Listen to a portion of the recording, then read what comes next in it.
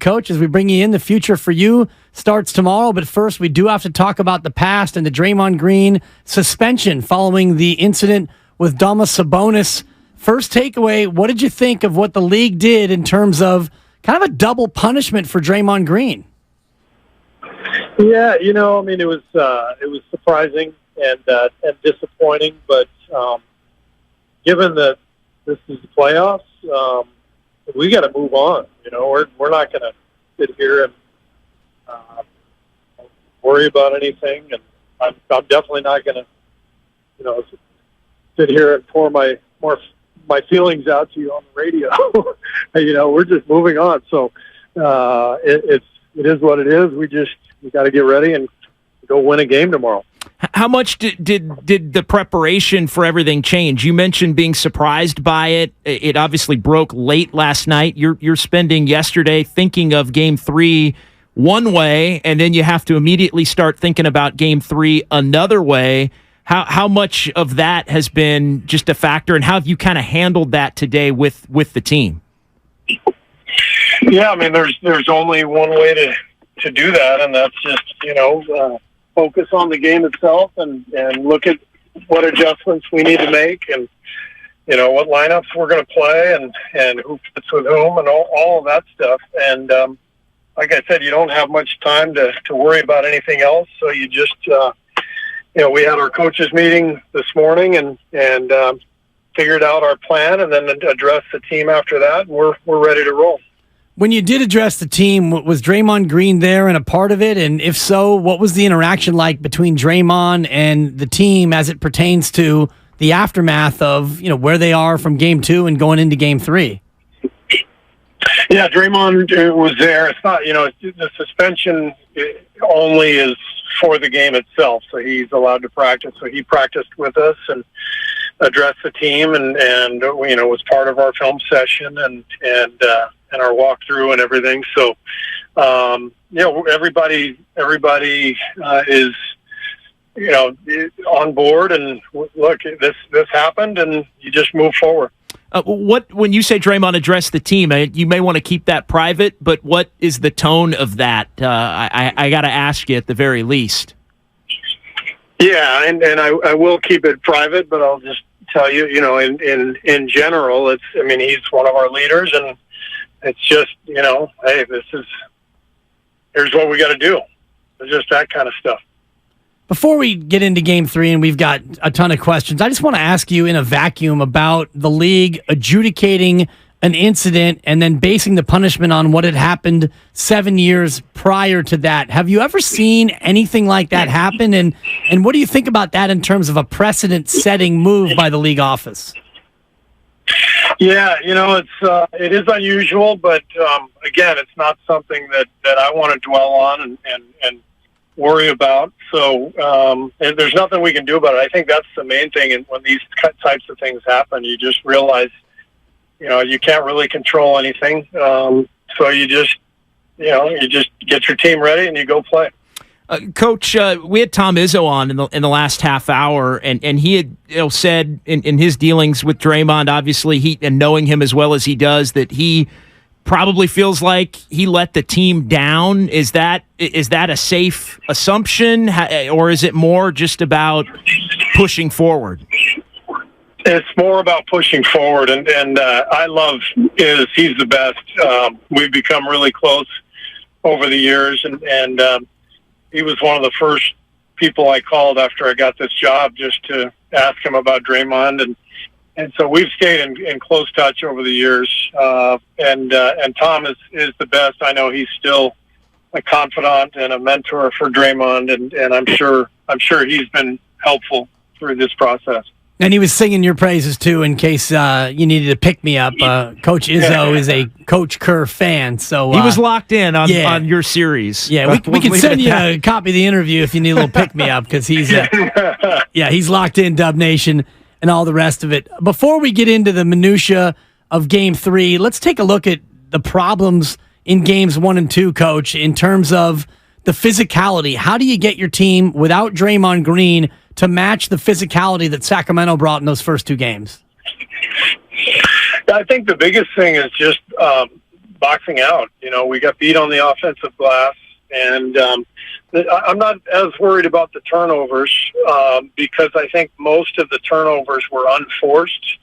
I didn't think the turnovers were a result of physicality. It was more just mental focus. So I think the biggest thing I'm concerned about on tape is the box outs. We got a little bit better in game 2. In game 1, we missed a ton of them. But without Draymond, especially, we've got to be really locked in and proactive and keeping those guys off the glass. Sacramento has been really physical. They made a point leading up to the series in openly discussing in the media that they wanted to be physical. Something that, at times they were in the regular season, but they were also more of a finesse, score it a lot kind of a team in the regular season. Has there been an issue with their physicality and some of the ball pressure in not letting you guys get into the offense maybe as quickly as you wanted to? And what are the kinds of things you can do to counter that generally? Yeah, I think Davion Mitchell's been a big part of that. He's really good on ball. He's one of the best on ball defenders in the league. They're trying to put him on Steph and as much as possible to try to wear Steph down. I think again, when I look at the tape, we have had some possessions that have been a little disjointed. That's what we've got to clean up. Got to have a little better rhythm to our offense, but more than anything, it's decision making where, if a play's not there, we've got to just accept it and just continue to move the ball and look for the next option. I think too often so far in these first 2 games, we've been forcing the issue and trying to make plays when they're not there. How do you find a player, or who is the player to key the offense if Steph Curry is being taken away by Davion Mitchell? It seems like they're playing a lot of box and one to take the ball out of his hands. Who do you look to key the offense now with Draymond Green sidelined for game 3? Yeah, they played quite a bit of box and one in game 1. Game 2, not much. We beat it the few times they played it, and they got out of it pretty quickly. But look, when Draymond's out, it becomes a case where you got your guards handling the ball a lot more often. Draymond is so unique because he's a kind of a point forward, but we've become a little more traditional without Draymond, and our guards will handle the ball more, and we'll probably run more basic sets and go from there. Steve, have you made a determination as to who you are going to start tomorrow? And another one of those, I got to ask you, even though I know you're going to probably decline. He'll tell us. But have you made the decision at a minimum? And did you practice that out today with that plan? We have made the decision, and you're absolutely right. I'm not going to tell you what that decision was. And we, because of the nature of the series, we didn't practice hard. We didn't scrimmage or anything like that. But we went through some patterns and some walkthroughs, and so we've got it. We've got a game plan set, and we think we can execute and go out and it's my experience over the years, both as a player and as a coach, that you're always only one game away from changing a series and changing a complexion of a series. It's always one game changes everything. And so that's the mentality. It's just got to go win one game. And we know we can do that. And when that happens, all of a sudden everything takes on a different look. How many different players would you say in tomorrow night's game are going to have to make up for not having Draymond? Obviously, you're going to have somebody start that hasn't been starting. If that person who hasn't been starting takes on that role, then somebody else maybe plays. I mean, is it kind of a kitchen sink kind of a game from that standpoint, in that, hey, there may be a few players that haven't been playing that all get a little bit of time in different situations? Yeah, I think you could see a variety of things happen, and it'll just depend on how the game is going. But without Draymond, it means that we'll probably try more combinations and whatever's working, then we'll go with. But that could bring any one of a number of guys into play. One of the things that seemed to be working in Game 2 that we didn't see in Game 1 is Moses Moody. How impressed were you by his ability to come in limited minutes and make a pretty significant impact while he was on the floor? Yeah, Moses was great.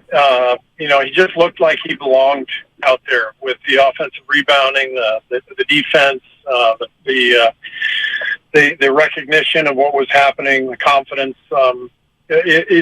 Moses is such an impressive young guy, and much of these first 2 years for him have just been about accumulating knowledge and building his body. He's still such a young guy. I mean, he'd be a junior at Arkansas right now if he had stayed in school. So I think Moses is the classic case of a guy just building a foundation, and it's all going to come to fruition, gradually rather than right away. But he's just fantastic with his approach and his work ethic, and he's got a good skill set. And he showed in Game 2 that he's always ready. So it's a great sign for a young guy.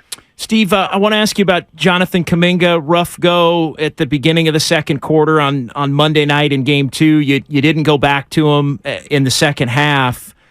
Just generally for him this season, it seems when he's kind of known he's going to play more, whether it's been because you guys are a little shorthanded, he's played better. When he's been in that, hey, you're going to get 5-6 minutes each half, maybe not as consistently, which is probably normal. But what have you seen from JK as far as that dynamic? In a way, when you've put more on his plate and given him a little freedom, he has been able to rise to the occasion some. Yeah, I think that's fair, and that's typical of young players. It's easy to sort of be up and down, and the game. There's so many games, and there's a lot of emotion involved with all this stuff, and it's one of the things that you have to learn as a young guy is that one night you're going to feel like you're on top of the world, and the next night it's the end of the world, and somehow you got to find a way to get through all that emotionally with some stability and some perspective, and it's not easy. I think it took me 4 or 5 years to really feel that emotional balance and stability.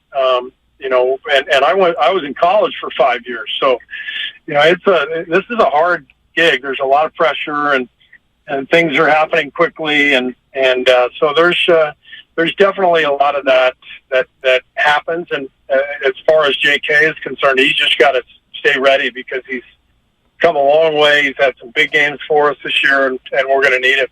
What's your confidence level in just his ability to contribute tomorrow night if need be? Oh, I have great confidence in him. Just the athleticism. It'll be very interesting to see how this game plays out because Sacramento has been the more physical team, and without Draymond, we're going to need some of that size and athleticism and physicality.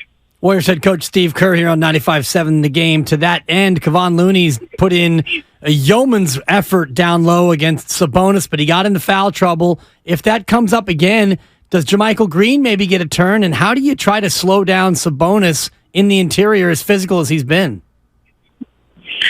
Yeah, I think we've done a decent job on Sabonis. He's a hell of a player. He's an all-star, and he does a lot of things. The scoring inside, the rebounding, and also the playmaking, with the dribble handoff stuff. So we've battled. We've done a decent job, and as you guys know, we had a chance to win both games down the stretch on the road without playing particularly well offensively. So we've got to continue with our game plan and keep fighting, and J. Mike will definitely play a role in that with Draymond out, and we'll keep plugging away. And as you look into Game 3, a lot of fans asking about the ability of Jordan Poole to get back and maybe play more copious minutes. How was his ankle coming off of the Game 1? I don't know if it was a sprain or if he just rolled it. And what's his status like heading into Game 3? Yeah, he's feeling a lot better. It's helpful that we will have had these 2 days off between games, and his ankle was really swollen for game 2. I was impressed that he went out there and tried to play. He clearly wasn't himself, but I wanted to be there for his teammates. But given that he's had a couple of extra days now of treatment, he's feeling a lot better, and I anticipate he'll be ready to roll tomorrow. Steve, this one I found fascinating. There was a report, and I got to ask you about it, that some in the Warriors organization are upset at the way Domantas Sabonis is using the ball as a weapon, elbows up, that kind of thing on offensive rebounds, or maybe when he's got the ball at the high or the low block. Just your takeaway on just the physicality of Sabonis, and can a player use the ball as a weapon and get away with some stuff when you think when it's can be skewed as maybe being a basketball play? That's a tough one. You never quite know what officials will call on that. You do see some guys occasionally use the ball, as a way to push the defender off. It's kind of a clever play. But, all in all, I think the first 2 games were well officiated. We're getting the best officials in the game now, with all these playoff games. I was disappointed that Looney didn't get a foul called when he boxed out Sabonis late in game 2. I think there was about 2.5-3 minutes left in a tie game. Loon had the rebound and Sabonis pushed him in the back. That was a play that had been called all night. In fact, Loon got called for 2 or 3 of those himself at the other end. That was the one call that I was really disappointed with, because that's, game on the line. He's got position. And it's been established at that point that that's going to be called. And so they missed that one. And while that's disappointing, and you can watch the tape and go, oh man, we got a tough break. With that said, we didn't deserve to win game 2. They outplayed us. So I don't sit here and lament any of that stuff. Like I said, we're getting the best officials that we have now. It's on us to go win the game. I appreciate you being classy, Steve, and you're classier than 99.9% of us. But on behalf of all the fans, can you please tell them to stop holding Steph Curry? Yeah, this is it's a point of contention every year in the playoffs, and we always alert the league to it. And the bottom line is, whether the league wants to admit it or not, the playoff games are just way more physical. And I thought the way that game started out the other night, there was so much physicality. Both teams were getting away with an awful lot. And, it's probably it probably hurts Steph, more than other superstar players because, most of the stars in the league are a lot bigger. Steph's, 6'3", $185, and plays off the ball. So it's much more exposed if you're a Warriors fan watching him, get held off the ball than it would be watching LeBron on the ball, or Giannis on the ball. So I understand our fans' frustration. We obviously point that stuff out, to officials during the game and all that stuff. But look, we've won 4 titles. Steph's been getting held for 12 years of his playoff runs. He knows how to deal with that stuff. He'll be fine. I think it's going to be Scott Foster on Thursday. He's free tonight, so we're smelling a Scott Foster coming to town. So maybe you can get in his ear. If not, I'll talk to him for you, Steve, because we're sick of Steph being held. Speaking of coming home, the Chase Center crowd, how big a factor does that need to be coming off of those 2 games that Golden won? Yeah, their crowd was great, as we anticipated. They have a great crowd every year, but especially this year, given that, it's the first time in the playoffs in 16 years. So the crowd was awesome. It was a really fun atmosphere. It was loud. And we're lucky to have that type of atmosphere every night here at Chase and before that at Oracle. So we need our crowd for sure tomorrow night to be really loud and supportive, and I don't even think we need to ask for that. It just happens automatically. Final one for you, Steve. Obviously, De'Aaron Fox, he got going in the third quarter of game one, in the fourth quarter of game two. You know, both games essentially right there for you at the end. And, you know, the Kings have been, you know, the 128 offensive rating in the clutch, which was 10 points better than any other team in the league in those situations. A lot of that's Fox. You guys really couldn't get a stop in those final few minutes against the Kings. How do you combat, if the game is close, you know, down the stretch again, trying to get a stop against De'Aaron Fox? Yeah, you have to have everything ready at your disposal. You know, you practice a lot of different coverages, and you know, how do you get the ball out of his hands? There's a few different ways you can try to do that, and what makes it tricky with Sacramento is that they have great shooting that surrounds Fox. They've put together a really good roster, and so you have to understand that you know, you take the ball out of his hands, there's a chance that you're scrambling and somebody's shooting an open three, and you've got to be willing to not necessarily live with that, but you've got to like your chances to be able to get out and challenge that shot. And so that's what we're, you know, assessing and watching on film. And but there's no doubt they've had a great season. Fox has had a great season, and he's definitely, you know, one of the clutch guys in the league. Coach, last chance. Kevon Wiggins, Curry Thompson, and your fifth starter is? You know, the Warriors fans are going to be our starter tomorrow night, Look guys. at you. Look at the coach. From the crowd will be that fifth starter. You're just so seamless. I thought you So were you're going to let them pick? Yeah. Is that what you're going to let them Should pick? we put a Steve? poll on Twitter? Yeah, let's do it that way. I thought you were going to say Zaza, which would have been also an acceptable answer. The head coach, Steve Kerr. Thank you so much, Steve, for being so generous with your time. And, man, good luck tomorrow. We need it, Steve. All right. Thanks a lot. See you guys. Coach Kerr, Steve Kerr, unwavering JD.